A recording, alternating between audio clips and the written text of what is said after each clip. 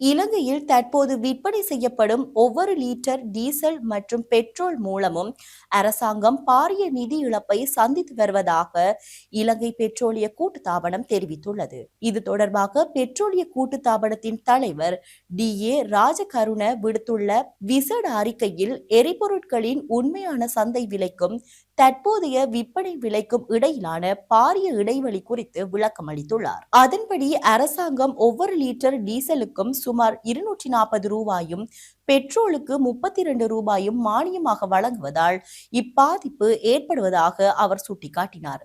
நாட்டின் தற்போதைய மின் தேவை மற்றும் உற்பத்தி நிலவரங்களை கருத்தில் கொண்டு வரும் காலங்களில் மின்சார உற்பத்திக்காக டீசலை பயன்படுத்த வேண்டிய தேவை ஏற்படலாம் எனவும் அவர் இதன்போது தெரிவித்தார்.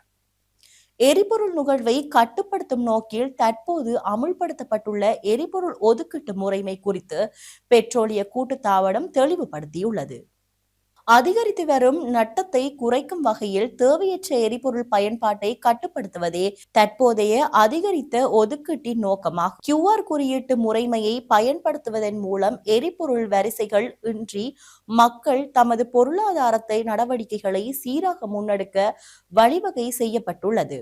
தற்போது நிலவும் இந்த நிதிச்சுமை மற்றும் விநியோக நடைமுறைகள் குறித்து காவல்துறையினர் மற்றும் துறைசார் அதிகாரிகள் தொடர்ந்தும் அவதானம் செலுத்தி வருகின்றனர். மேலும் செய்திகளை பார்வையிட டிஸ்கிரிப்ஷனில் உள்ள லிங்கை அழுத்தவும்.